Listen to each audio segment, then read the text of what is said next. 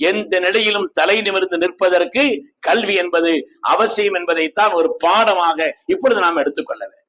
நம்முடைய பிள்ளைகள் எதிர்காலத்தில் எல்லா நிலையிலும் மேம்பட்டவர்களாக திகழ்வதற்கு அவர்களுக்கு பல்வேறு நிலைகளில் தரமான கல்வியை, பயனுள்ள கல்வியை, ஒழுக்கம் சார்ந்த கல்வியை அவர்களை நாம் அந்த துறையிலே படிக்க வைப்பது என்பது அவசியம் என்பதை மார்க்கம் நமக்கு சொல்லி காட்டுகிறது. தனி மனிதனுடைய ஒரு நாட்டினுடைய மிகப்பெரிய செல்வம் என்பது கல்விதான். தனி மனிதனுடைய ஒரு நாட்டினுடைய மிகப்பெரிய சொத்து செல்வம் என்பது கல்விதான் என்பதிலே எந்த விதமான சந்தேகம் இல்லை.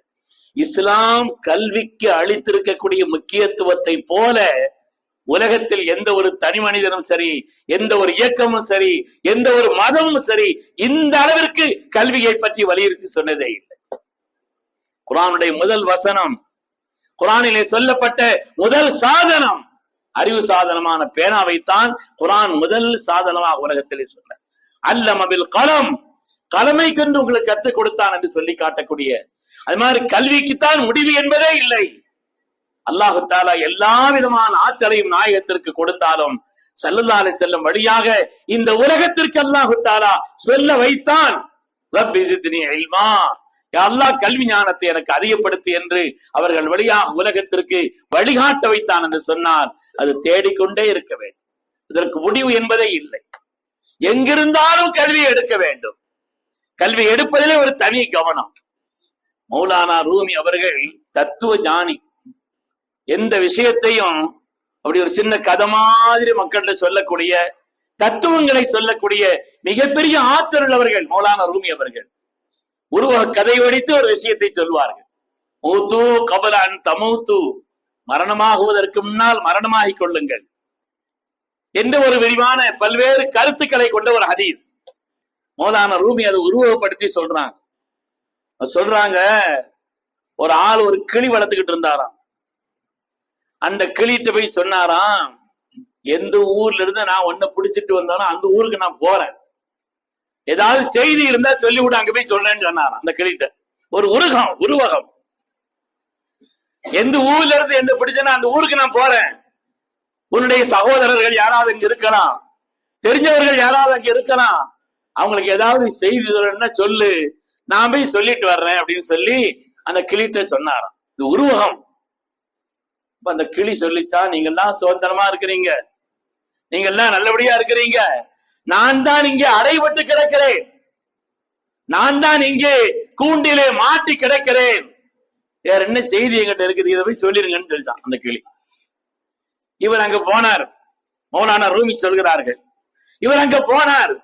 அங்க போய் இந்த எந்த பகுதியில இந்த கிளி பிடிக்கப்பட்டது அந்த பகுதியில இருந்து அங்கே உள்ள கிளிகள்கிட்ட இவர் சொல்றார், இப்படி மாதிரி இந்த பகுதியில் இருந்துதான் அந்த கிளியை நான் பிடித்து என்னுடைய வீட்டிலே வளர்க்கிறேன், ஏதாவது செய்தி சொல்லணுமான்னு கேட்டேன். அப்பொழுது அந்த கிளி சொன்னது, நீங்க எல்லாம் சுதந்திரமா இப்படி சுற்றி திரிகிறீர்களே, நான் அடைபட்டு கிடக்கிறேன் என்ற செய்தியை சொல்ல சொன்னதுன்னு சொல்லி அவர் சொன்னார். அந்த செய்தியை கேட்ட உடனே ஒரு மரத்தில் இருந்த ஒரு கிளி தொப்புள் கீழே ஒண்ணு செத்து போச்சான்.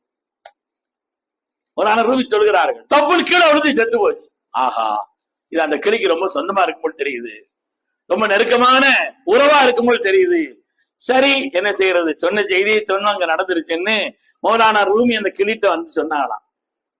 மௌலானா ரூமி அந்த கதையை சொல்கிறார்கள். அந்த ஆள் வந்து சொன்னாராம், இனிமா நீ சொன்ன செய்தி அங்க போய் சொன்ன அந்த நேரத்துல ஒரு கிளி உனக்கு ரொம்ப சொந்தமா இருக்கும்போது தெரியுது, உனக்கு நெருக்கமான உறவா இருக்கும்போது தெரியுது, தப்புன்னு கீழே விழுந்துருச்சு, செத்து போச்சுன்னு.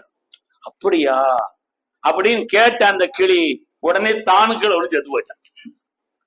செத்து போனா எவ்வளவு செல்லமா வளர்த்தாலும் செத்தாதுக்கு கூட என்ன இருக்குது, கிளி தூக்கி மௌலானா அந்த அந்த ஆள் தூக்கி வெளியே தூக்கி போட்டான். வெளியே போட்ட உடனே அந்த கிளி உடனே பறந்துருச்சு, சாகல்ல. அதாவது நீ எங்க போய் சொன்னீங்களோ அந்த கிளி எனக்கு ஒரு செய்தியை சொல்லி விட்டு இருக்கிறது, நீ அங்கிருந்து விடுதலை பெற வேண்டுமானால், சுதந்திரமான வாழ்க்கை உனக்கு வேண்டுமானால், அங்க உன் திறமையை ஒவ்வொரு அவற்றை காமிச்சிட்டு இருக்க கூடாது, நீ செத்தது போல் ஒரு நிலையை உருவாக்க வேண்டும் என்ற செய்தியைத்தான் அந்த கிளி எனக்கு சொல்லி விட்டிருக்கிறது என்று மௌலானா ரூமி அவர்கள் மூத்து கபலான் தமூத்து என்ற அந்த ஹதீஸிற்கு இப்படி உருவகம் கொடுத்த தத்துவம் சொல்வார். அவங்களுடைய வரலாறுகளை படித்தால், தத்துவ நூல்களை படித்தால் எல்லாமே இப்படி உருவக கதை தான்.